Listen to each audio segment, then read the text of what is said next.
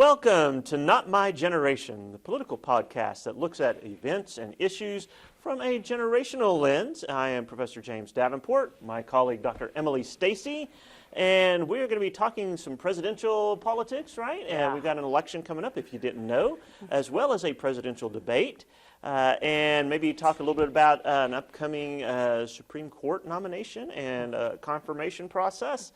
And we're just glad to be back. It's been a little while since we've been here. It has been, right? So we should probably explain our brief hiatus, Professor Davenport. Yes. So we have been off for a couple of months. That's primarily my fault. Mostly. For those of you who don't know, my family became our own little COVID hotspot for about 2 months. That's one way to put it. Yeah, I'm telling you, when you have a large family and it runs through all of you. So back in about the middle of July, towards the last week of July, I did contract COVID-19. Actually got tested on my birthday. So that was my birthday present to myself, was a COVID-19 test. And if you haven't had one of those, let me just tell you, they are not pleasant. I want to make sure you know that. But got tested, found out that I had it, and I had all the classic symptoms they talk about, right? The high fever, the chills. For about a week, I had muscle weakness and achiness and all of that kind of stuff. My sense of taste didn't entirely go away, but things tasted really different for about a week and a half or so. So that kind of stuff. And it just plowed through the rest of the fam. Yeah. And when we ranged, our family, quite frankly, ranged the gambit of reactions to this. So there were a couple of us a couple of my children who you wouldn't even known they were sick, really. There were a couple that had some pretty bad coughs and that type of thing. And then me and one of my other daughters, like I said, were kind of put down for about a week. With all the classic symptoms, and then we did have one child who ended up in ICU in another state, which was just kind of traumatic. Yeah, right? absolutely. So, you don't have, you can't get to them, they're there, Right. and it was pretty worrisome for a few days. Fortunately, everyone has recovered, and we are doing okay now, and my biggest reaction to this has been that I have gained some weight back, so I'm a little frustrated with that, but the family is doing better now. We are glad to be back and excited that we are moving forward. Yeah, it was terrifying, really. Yeah, I mean, obviously for your family, you guys living it, but definitely as somebody close to you, living it from the outside, it was terrifying to think of you having it, and then the rest of you living in one household. Right. It seems the probability, just math, would say that the majority of you, if not all of you, as you said, would come down with it as well. And it moved really quick. I was surprised at how quickly it moved through us. So. And like I said, doing some reading and learning more about how this virus attacks the body. Sure. It's not good stuff, right? Right. And I was reading a report about the Big Ten athletes, and there was a report that roughly 15 to 20% of them that have contracted the disease have had an enlarged heart as a result. Yes, and that is kind of scary. That is terrifying. And it didn't matter whether they were symptomatic or not.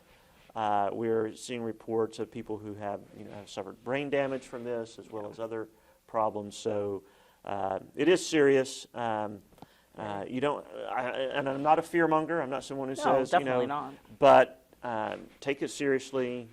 Protect yourself and your family. Absolutely. And take steps to protect others. We wear the mask because you're helping protect others from what could be a very damaging disease to them. Absolutely, and as we go through, into the fall season, we're getting into flu season, right? And so that becomes a very dangerous combination to have the flu, influenza, whatever that virus looks like Right, this year, right. as well as the COVID virus out there.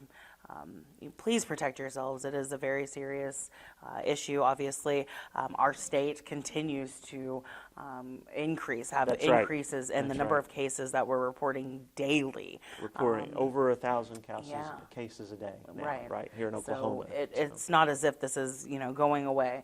So please make sure that you are protecting yourself and your loved ones. And I'm so glad, certainly, to have my partner in, academic crime back.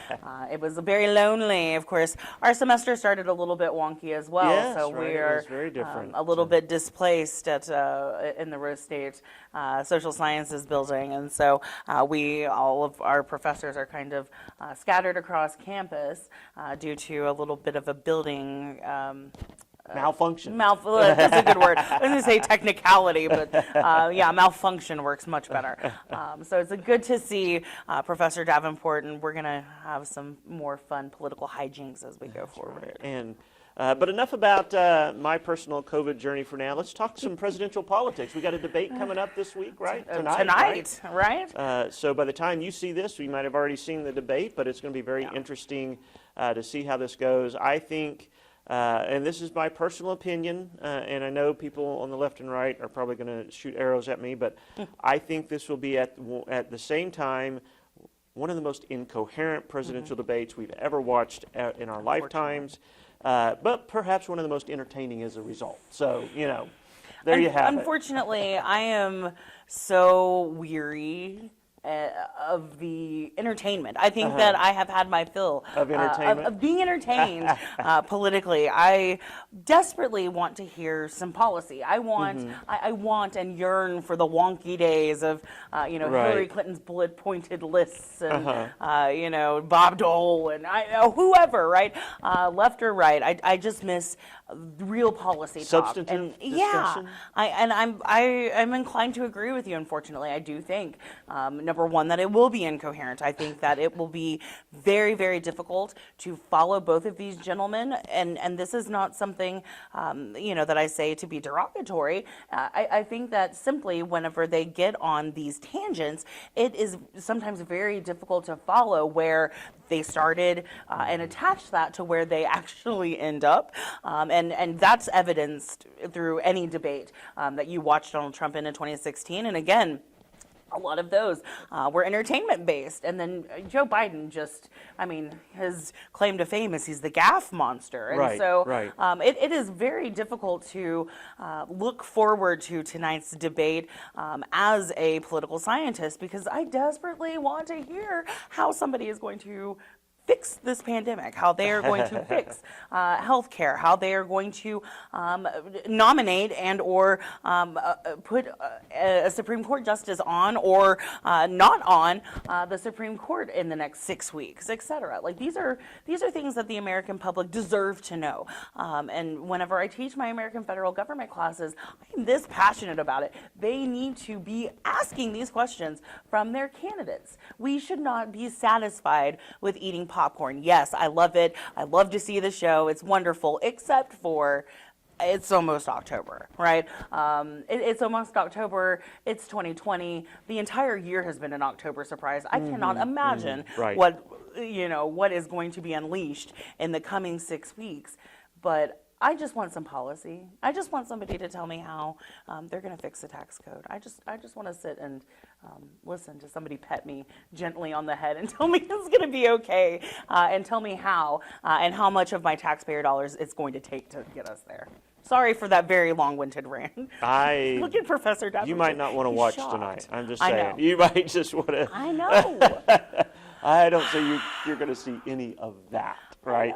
I think you're going to have two candidates up there doing their best to scare everybody about the other candidate getting elected, right? And telling you how horrible life will be if their opponent is elected to this office, which, and quite frankly, of all of the presidential elections that I can remember, and could there be two more disappointing candidates? I don't think so, honestly.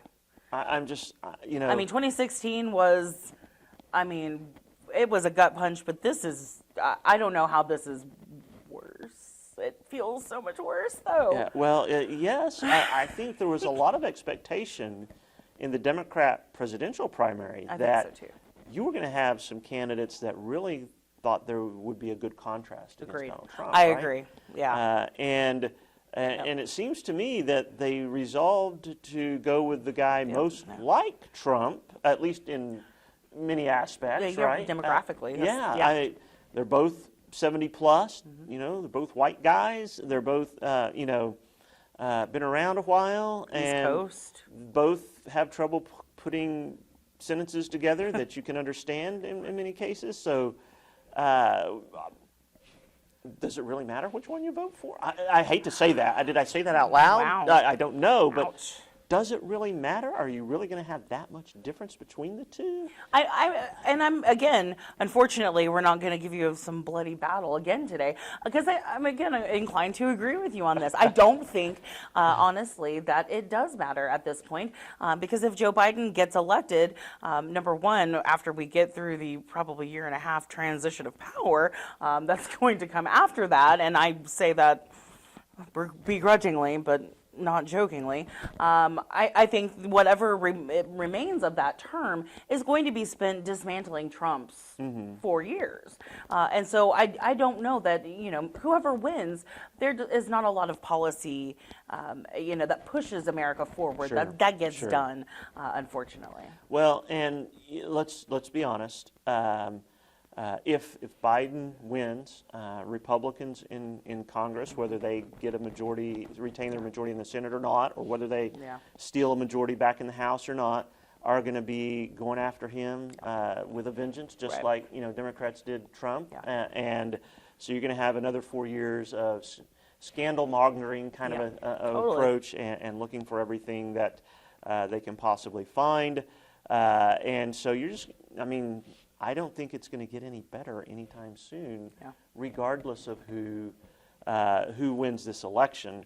I do want to mention, and I know Dr. Emily Stacey always enjoys when I point this out, in Oklahoma, there will actually be 5 candidates for president on the ballot. Yes, I know. Including I voted yesterday. Including your favorite, Kanye Including West, my right? favorite. Yeah, so... Children, please don't vote for Kanye West.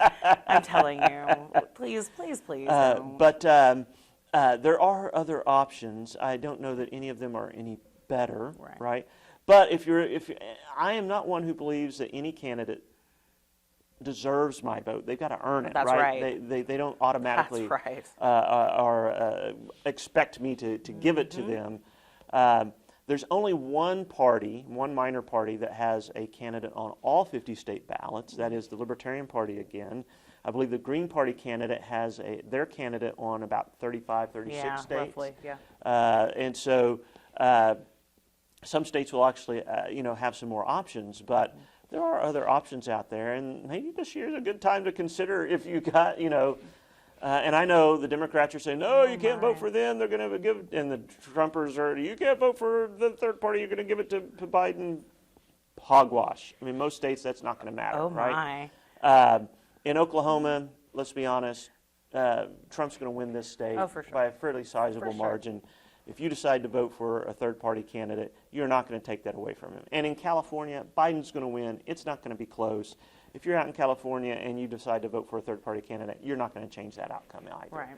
Right. So there's only in a few states that might even be a remote possibility. And I don't think any minor party has a candidate that's going to attract a significant number of votes in even any of those, right? The intensity of the advertising and the campaigning by the Republicans and Democrats in those swing states is going to be unbelievable. Sure. And these minor party candidates are going to get lost in all of that. They don't have any money. But if you're looking for an alternative, there's one out there. There's definitely one I'm out just there. saying. Not viable, but they're out there. They're out there. Hey, I have no problem with protest votes. I have no problem with saying, look, these major party candidates aren't attractive to me. I'm going to vote for somebody else. That's fine. Or I would much rather you not have to protest vote, though. I would much rather you be involved in the process of actually selecting candidates that you care about voting for. Well, maybe I do. Maybe my protest vote is also a vote says, I like what this person's saying way better than those other guys. Is it? It could be. Okay. I'm just saying. All You right. never know. I think right? that might be our first disagreement, viewers. Listen, I'm for electoral competition. I think the I the agree. two parties. Oh, they're terrible. That's Our funny. reliance on these two parties has given us the two worst presidential candidates in my lifetime. There you have it. And then a large part of that is just a complete identity crisis within both of the party establishments, right? And again, it comes down to generational politics. Yeah. Again, it comes down to generational politics, where these folks who have power, want to keep power, are 3, 4, times the ages of this new generation, and the generation that is becoming the largest voting bloc in the United States. And so eventually, as I've tried Professor Davenport, obviously, he is very active in choosing candidates, things like that. But the point remains, right? If you're 19, 20, 21, 29, and you're seeing candidates who are not talking about college tuition, they're not talking about net neutrality, they're not talking about the things that you care about, putting your kid through a decent public school education, because their kids have already gone through these things. And so that becomes a talking point for this generation of millennials, Gen Z, younger, that we really need to come to the table, and if we're not going to come to the table, we need to flip it over and start choosing our own candidates. Well, it's just one more example. Democracy tends to produce policies that favor those who vote. Vote, right? That's right. Absolutely. And if you don't vote, you're going to watch policies being made that benefit those who do. That's right. And that's just a fact of the matter. Yep. But however you look at this presidential election, I think it is in many ways very disappointing that we're in this spot, and we don't have any candidates that truly inspire. Who's your anybody, dream right? candidate? Oh gosh, I know, don't right? know. This was totally not planned. You know what I thought would have been interesting had the Libertarian Party had the ability to get Representative Amash to actually run as their candidate. I thought at least you had the opportunity to have somebody on a third-party ticket that could have some base to attract some votes nationally, right? Who would throw this and would have provided this contrast that we talk about, right? Young, I believe if he's not millennial, he's just a little bit older, past a millennial, from an immigrant family from the Middle East, his parents are from the Middle East. And so very articulate, especially as compared to the others that we've talked about. So I thought that would have been interesting to see something. But I do think, someone who can break out of, like you said, kind of the two-party complex and think of things in different ways and articulate positions and ideas in ways that transcend that kind of party discussion. And people have to remember, political parties are all about winning elections. That's right. They're not about holding people to ideological purity or anything like that. Donald Trump, when I tell my students this all the time, when Trump started running for the Republican primary, he was taking some positions that were very much contrary to long-standing Republican, Republican positions on things. They had many pull him aside. Yeah, trade and even sometimes on abortion he'd say same things or health care. And quite frankly, he started winning primaries. And so the party didn't jump on him and say, hey, you need to change your position. The party just said, we're riding this horse, right? And that's the nature of political parties. They want to win, and they're willing to do whatever it takes to make that happen, right? And so if this person's out here and they're winning primaries and it looks like that's the person with the momentum, they're going to ride that horse all the way to Election Day and deal with the consequences later, right? So, yeah, I would love to see somebody who is younger, who can talk about issues in a way. Now, of course, listen, I come from this from without making any bones about it, from a very libertarian kind of perspective. I tend to think that people can find the best ways of doing things without top-down government imposing it on us most of the time, and prefer candidates who have that kind of bias. But someone who can just be articulate, demonstrate here's a limited set of things that I think the government should be doing, and where we need to devote our resources to, and why we need to do it this way, and not get bogged down in kind of the red meat politics that we see political candidates having to play, right now. Well, yeah, And that's it's a pretty whole nother idealistic. can of I will worms. admit that's pretty It is. idealistic, but if that would be who I would, But yeah. would say, yeah. No, you know. I agree. I asked you a very broad, Yeah, unicorns so in the you sky got- question. There you go. Yeah, So, right. Right. Who would be your ideal candidate? Oh, that's a whole nother show. Only I can put you on the spot. Okay, So all right, let's get to well. the Supreme Court. So make sure you watch tonight, by the way. So the debate is tonight. It is on Fox Yes. and Fox News Channel. It will be one probably for the books for all of the wrong reasons, my friends, which is why we started that whole conversation that took like 25 minutes. So do pay Hey, I attention. will mention, so the moderator is Yes, Chris Wallace. Chris Wallace, right? And I do although enjoy he's him. a Fox broadcaster, he doesn't hold any punches back. With No, he does not. Republicans or Well, he came Democrats, from right? ABC, Yeah, right. And so he Yeah. has been pretty consistent in throwing questions that. Doesn't matter which side of the aisle you're on. He's gonna throw some punches at you. He actually made Trump kind of angry earlier this summer. Yeah. In that Right. no holds bar interview where he just, won't let him weasel out of, saying, telling him the truth or getting at what, Wallace wants to know, which is the sign of a good journalist. So yeah, I'm very much looking forward to the debate tonight. One of the topics that I think is most pressing is certainly one that, we wanted to touch on today as well, and that's the Supreme Court nomination. Yes. I must tell you, viewers, friends, I was a little gut punched a couple of Saturdays ago whenever I got the alert on my phone that told me that Justice Ginsburg had died at 87. Of course, I think all of us were expecting at a certain point, but I think that deep down in people who kind of really revered her, I think for some reason we thought that she would live forever for some reason. And I definitely didn't think that this was, that 2020 was the year. And so it did come as a shock to me, just kind of a visceral slap in the face.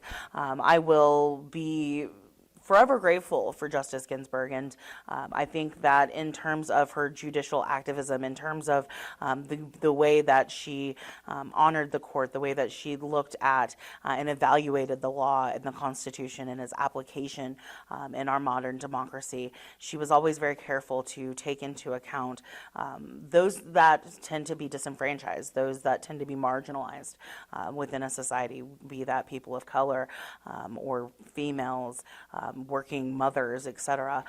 Justice Ginsburg was always seemingly, and through her opinions, always on the side of the underdog. And I think that's why she became such a kind of folklore hero for a lot of females, certainly, and intergenerationally for females. You have seen all of the different people who have lined up in front of the steps of the Capitol to come and see her, from young to old, men and women, non-binary, etc. It's been quite an incredible show to see all of these people come and pay their respects to her.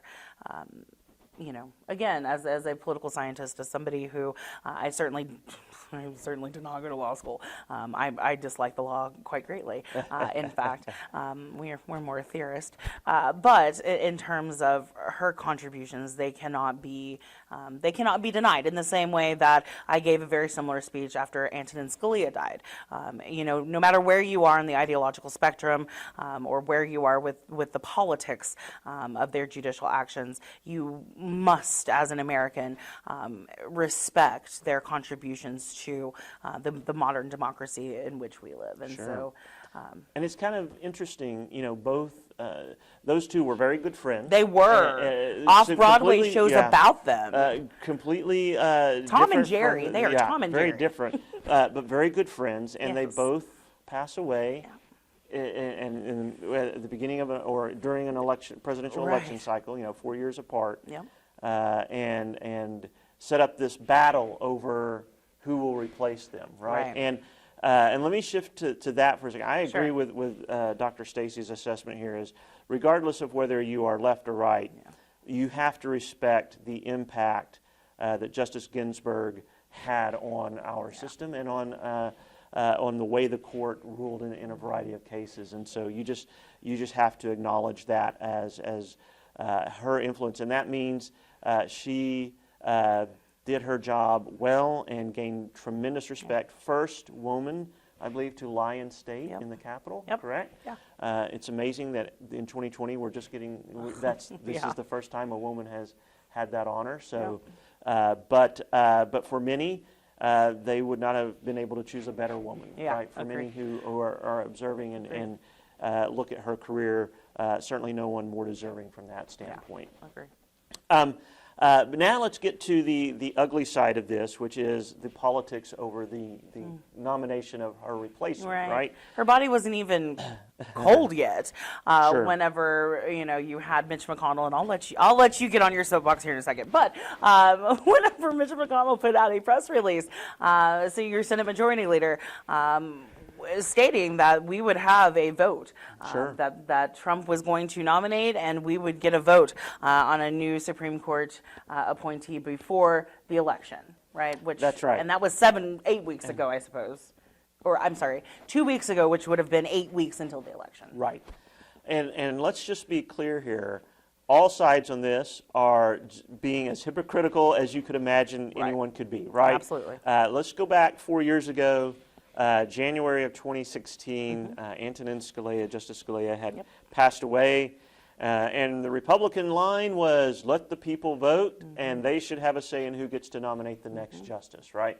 No need, and President Obama nominated Merrick Garland, Justice Garland, to be on the Supreme Court, and the Republicans refused to have any hearings or take a vote or anything like that. And listen, just so those of you who know, both sides in that acted within their constitutional authority, right? So there's no question about, well, did they violate the Constitution? No one, neither President Obama in nominating, because that's his job, and the Senate has to give advice and consent. And in 2016, the Senate's advice was, don't nominate anyone because we will not consent. And that was pretty much stated, right? Now we're even closer to the presidential election. And all of a sudden, the Republican line has been, it's the president's duty to nominate someone. They don't stop being president just because it's an election year, right? And Democrats are now saying, let the people have a say into this. So both sides have just completely changed course and flipped on this to suit their immediate needs, to suit what they want, right?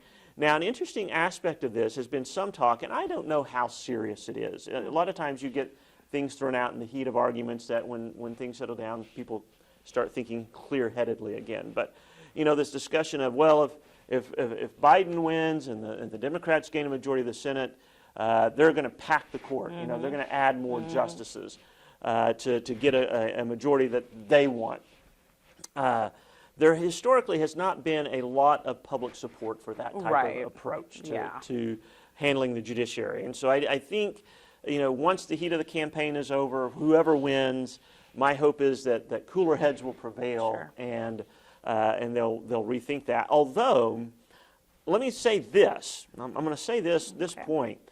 I think an argument could be made that over a period of time, increasing the size of the court by 3 or 4 more justices might make it a more representative institution, right, than what it currently is. And I'm not saying we should let one president appoint 4 more justices, but I think, staggering that out to where you broaden that and allowing some additional voices on that court, not that the court is supposed to be like Congress or even the president, but even within that body, you want it to be somewhat representative of the different perspectives that are out there. And I think there could be a good case that you could enlarge it a little bit and get that. So if we could have that discussion outside of this presidential election and packing the court, I think that would be a good discussion to have. Another thing that's been thrown out there is now there's this discussion of term limits again Right. for justices, right? We've seen that thrown out. And I don't know what I think about that. I like the independence of the judiciary, but I do agree, right, with lifespans much longer now Sure. than they were in 1787 when they wrote this Right. Constitution.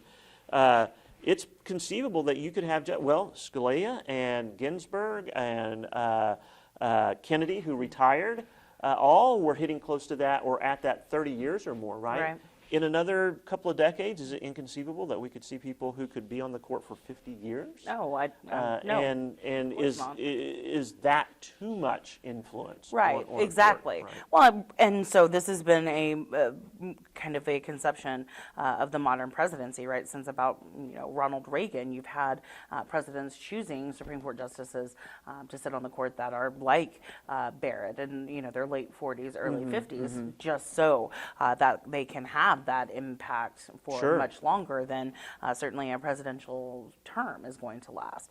So that Supreme Court legacy is something that definitely lives on. But of course, as we've had this conversation before about the court, just because a president nominates you to the Supreme Court does not mean that justice is going to have and hold that president's policy agenda or have their same ideology or even rule in cases the way that a president would Sure. want them to, right? Both of President Trump's current court justices have issued rulings against the Trump administration, Right. Have voted against them Right. in a couple of cases or a handful of cases. And so, and Justice Roberts has not been, if you're a Republican, a conservative Republican, as Sure. loyal a Right. justice as they were expecting to be. And so I think you're exactly right.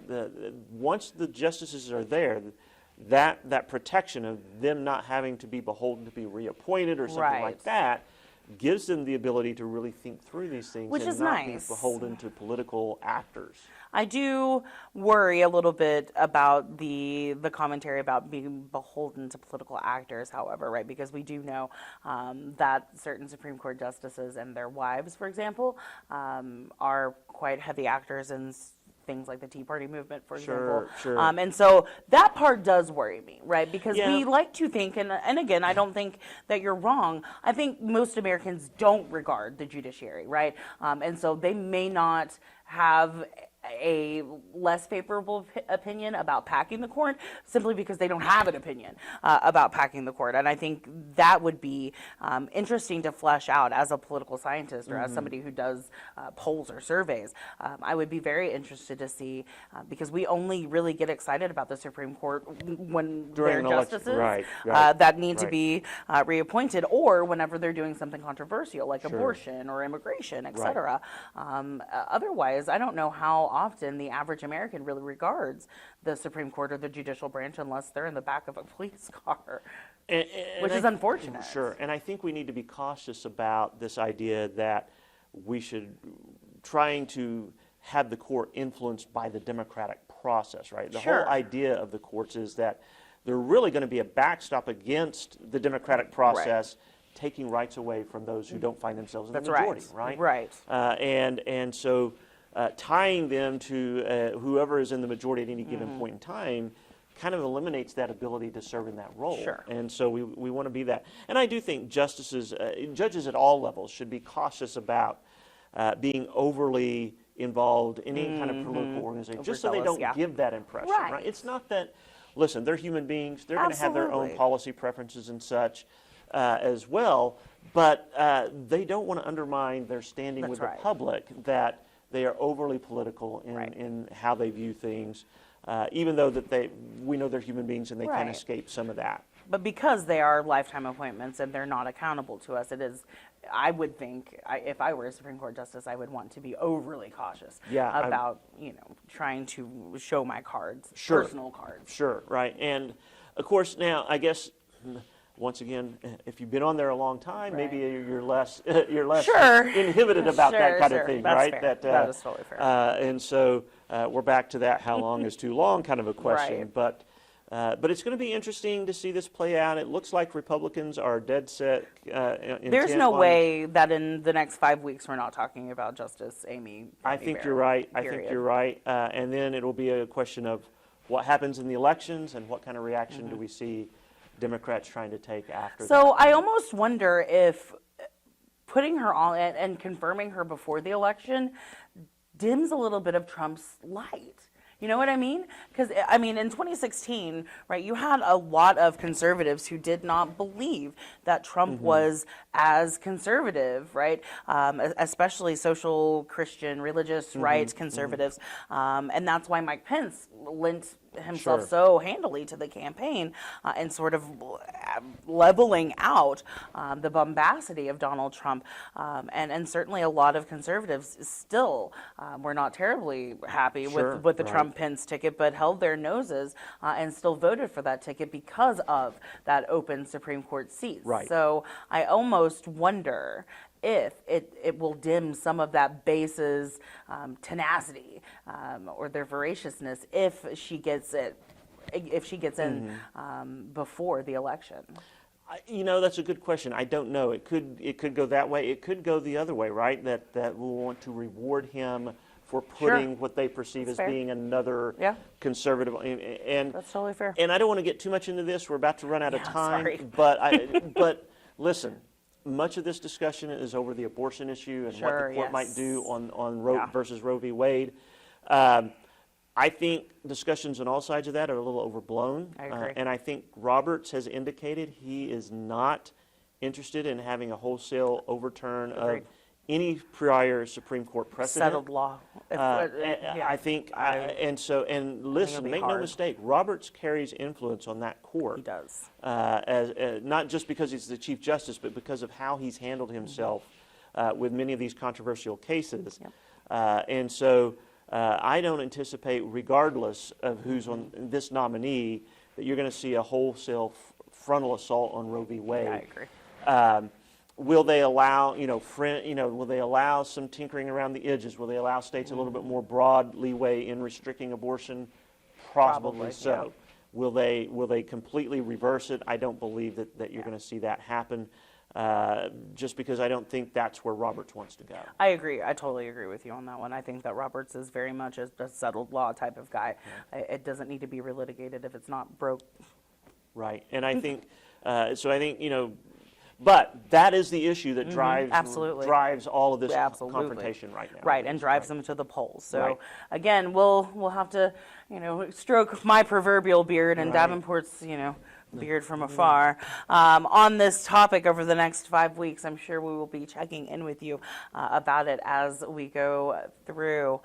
I think that probably should wrap up this week's episode since we've been talking to you for almost an hour. That's right. So we're going to wrap up here, and we're going to say if you would like to reach out to us, give us a suggestion about a program that you would like us, or a topic that you'd like us to cover, or ask a question, you can always reach us at notmygeneration@raider.rose.edu. Awesome, and we will see you next time.